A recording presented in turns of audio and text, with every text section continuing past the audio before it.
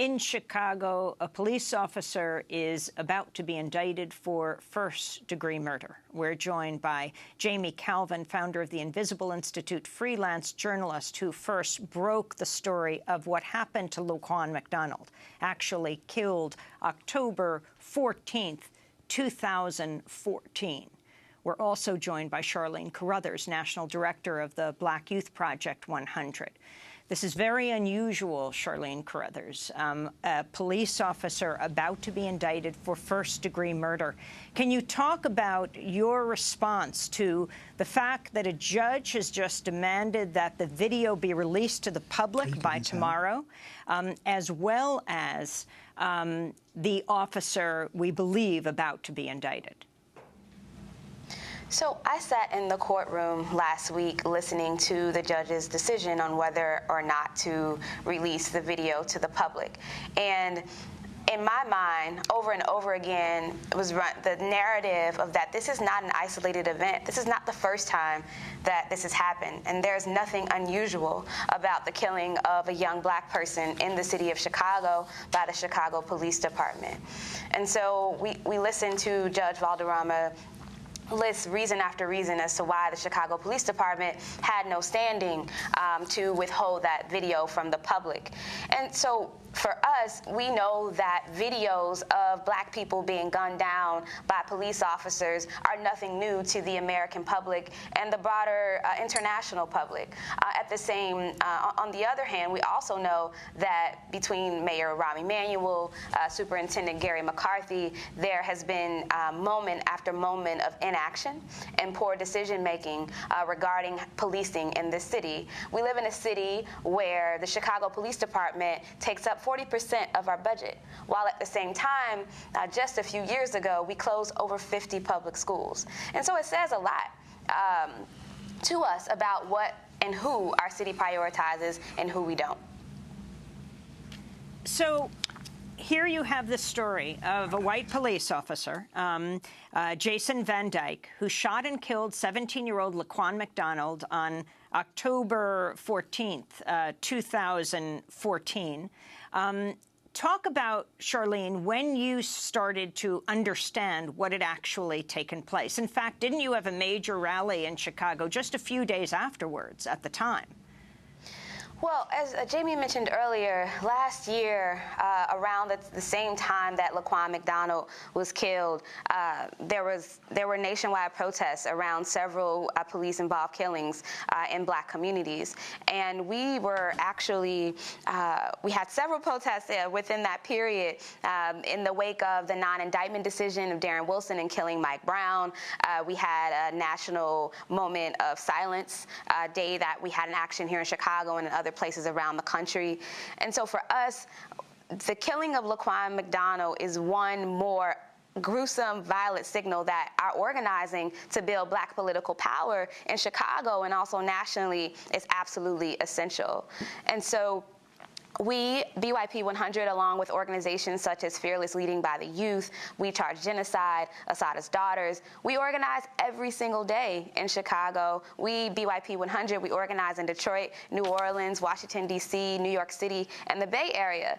Because, again, what happened to Laquan McDonald, there's nothing unusual about that in this country. And how the mayor reacted, even with having access to all the information, is absolutely not unusual. Now, I want to correct the date that he was shot by police officer Van Dyke on October 20th, 2014. Now, the mayor, Rahm Emanuel, who used to be the chief of staff of President Obama, the mayor invited you, Charlene Carruthers, and your group to meet with him. Is that right, on Monday? Yes, the mayor's office invited a number of black-led youth organizations that do work every single day in the city of Chicago to attend a meeting. The mayor's office also invited a number of people who are, that the office determines to be leaders in the city of Chicago to meet with him. And so for us, it was important not to take a meeting with the mayor in a moment where it was clear to us that these meetings, this series of meetings, was about how are we going to quell our fears, being the mayor's office fears about what young Black people are going to do once this video is released. And so while at the same time we know that the city continues to divest from the things that we need in our communities, like quality public schools, job creation, mental health services, things of that nature. And so for us, it did not make sense for what we're trying to build in this city to meet with a mayor who also allowed people to starve for over 30 days during the dire hunger strike. Black folks calling on a quality public school in the neighborhood that I live in Chicago. And so, and thinking about how we as young people believe in organizing and not representing all Black people, we called on a public meeting. We don't want to have a closed-door private meeting with the mayor to talk about an issue that doesn't just impact the 30, 40, 50, 60 of us. It impacts thousands, hundreds of thousands of Black people, not just in Chicago, but across the country. Mm-hmm. And how did the mayor respond to you saying no, and what was the reason you gave? Mm-hmm. So we don't have an official response from the mayor's office regarding our decision not to take a meeting with him and to discuss the execution of Laquan McDonald. But for us, we know that the mayor has called meetings before. And we've had meetings with the mayor before. We've not always said, no, we won't sit down with you, Mr. Emanuel, to talk about policing in this city. But what we did know is that in this particular moment, that the city has very specific interests around what happened, and they're very concerned with the city remaining peaceful. But unfortunately, the community or the target that is being told to remain peaceful is not the Chicago Police Department. I just learned that there are reports that the Chicago Police Department, they're suiting up through November 29th to deal with whatever comes after the video is released. And our concern is actually what Laquan McDonald's family will feel once this video is released. And then what the young Black people who walk down the street in Chicago every single day, who drive in their cars every single day, worried about whether or not they'll be the next Rekia Boyd, the next Ronnie Man, the next Laquan McDonald. The list goes on and on and on of young Black people who have been gunned down by the Chicago Police Department. So what are you calling for right now, Charlene Carruthers? Oh, we're calling for what we've always called for. We're calling for massive divestment from and defunding of the police and investment in Black communities. As I mentioned earlier, the Chicago Police Department comprises 40% of our budget. That absolutely has to change. We're calling on what most recently we've called on the firing of Officer Dante Servin, and just last night we learned that Superintendent Gary McCarthy is recommending that he is fired. And so we want that to continue. We want full decriminalization of Black people in the city, be it for minor marijuana offenses or any other behaviors when other people engage in them they're not criminalized for. I mean, I want all kinds of things, but our demands have not changed that focus squarely on defunding the police and investing in things like public schools. And that's something that the mayor could do, and we are committed to organizing to make that happen. Reverend Ira Cree, a pastor at the Greater St. John Bible Church, told reporters after meeting with the mayor, quote, "Many in my community feel betrayed. Protests are imminent. We're hoping these protests and demonstrations will be peaceful. We know they're coming. If there would be no protests, that would mean that we have become immune to this madness." I wanted to go back to Jamie Calvin. How unusual is it for a police officer to be indicted for first-degree murder? So, did you? Jamie, Jamie Calvin, can you hear me? How unusual is it for a police officer to be indicted? How unusual is it for a police officer to be indicted? So this will be, assuming the indictment comes down today, this will be the first time in Chicago history that police officers have been criminally charged for an on-duty shooting. So we're in this curious space where this is a unprecedented and in some ways monumental event, and at the same time sort of the capstone of, I'm not sure cover-up is the right word, but a profoundly false narrative that has been maintained by the city about what happened that night on October 20th. Jamie Calvin, and I know that you don't have an earpiece, so Charlene has to say it to you. So, Charlene, you can say it even as I'm speaking. We'll pull down your mic. Can you talk about what the Invisible Institute has found when it comes to police being held responsible for police brutality?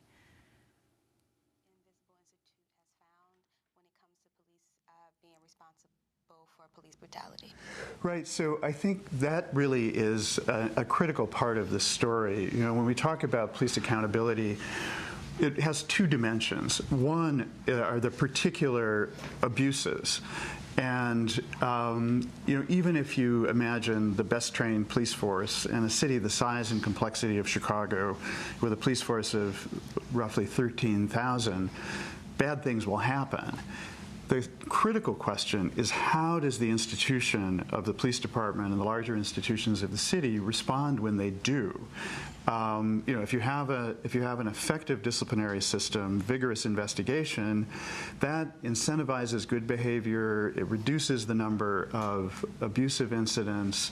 It builds public confidence. It builds a degree of trust between communities and the police.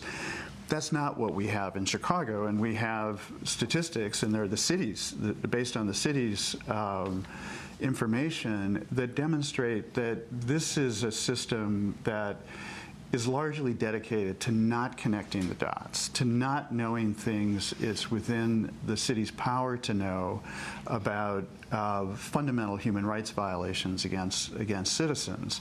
The consequence of that, and you know, you cited before 97% of complaints ending in findings of not sustained, which is a kind of a shrug. We can't figure out what happened. And among the small number of sustained complaints, it's an infinitesimal number that actually get any kind of meaningful discipline. So what the statistics that we've amassed and have made public reflect, it's a kind of a portrait of impunity. It means that those officers, and it's not a few bad apples, as is sometimes said. You know, it's still a significant number of officers, and they're not evenly distributed through the city. They're in some neighborhoods and not other neighborhoods. But it's still a relatively small subset of the department is responsible for the lion's share of abuse. But in a dysfunctional system, where they have a kind of de facto impunity, those officers who are disposed to be abusive, and abuse can take many different forms, you know, outright racism, just enjoyment of brutality, sort of perverse pleasure in acts of cruelty, corruption, shakedowns of drug dealers, robbing citizens,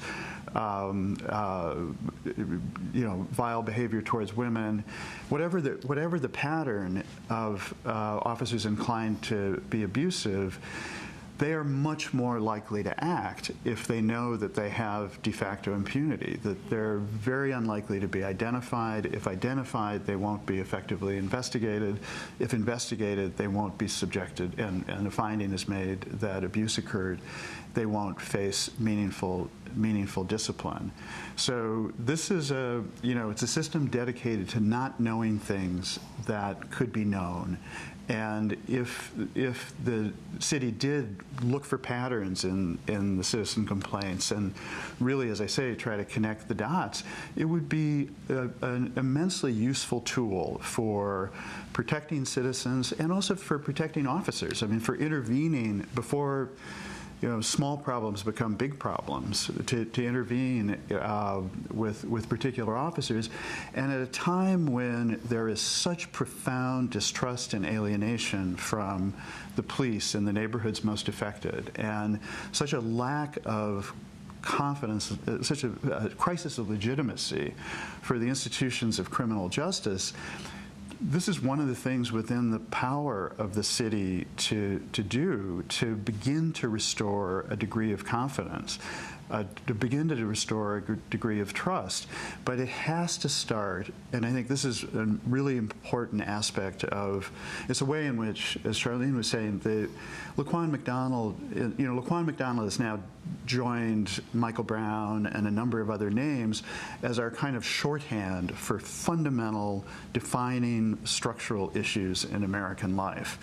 And the importance of our current debate and discussion of the video and of what happened that night is nothing can go forward, we cannot reform and improve the conditions we have right now if we don't first acknowledge the realities. And in this case, we could have, the reality of what happened that night could have been acknowledged the next day, the next week. It could have been acknowledged at the time without prejudicing any investigation going forward, any criminal prosecution. This was public information that was withheld from the public. And the importance of the statistics and the analysis of the city's own figures on its own information on complaints is there's an opportunity there to be diagnostically smart about what the true conditions are. But we have to reckon with reality before we can go forward with sensible and just common sense reforms that are within our reach to do. Charlene Carruthers, is there a protest planned for today? Again, in these 2 days, it's expected that the police officer Van Dyke will be indicted for first-degree murder and that the city will release the video of the police killing of Laquan McDonald on October 20th, 2014.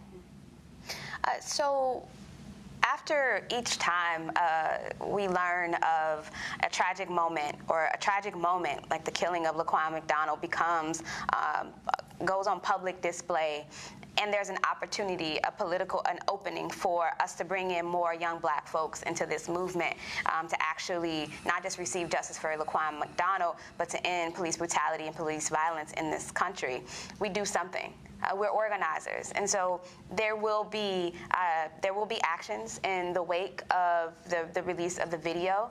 But what I will say is that everything that we do is centered around how do we build on this moment? How do we make it so there are no more parents like Laquan McDonald's mother who have to mourn their children after they've been gunned down, after they've been sexually assaulted, after they've been harassed, after they've been stopped and frisked, after they've been incarcerated?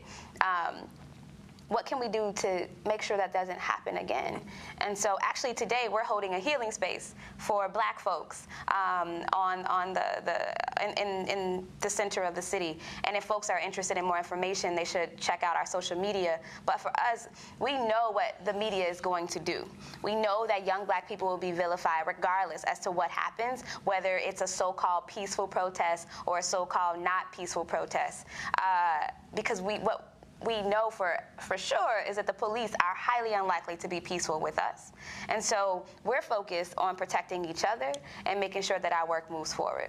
We want to thank you both for being with us. Charlene Carruthers, National Director of the Black Youth Project 100. And thank you to Jamie Calvin. We'll certainly link to your piece, founder of the Invisible Institute, freelance journalist, to expose the autopsy of Laquan McDonald, who was killed by police officer Van Dyke on October 20th, 2014. 16 bullets riddled his body. This is Democracy Now! When we come back, we're going to Washington, D.C. Stay with us.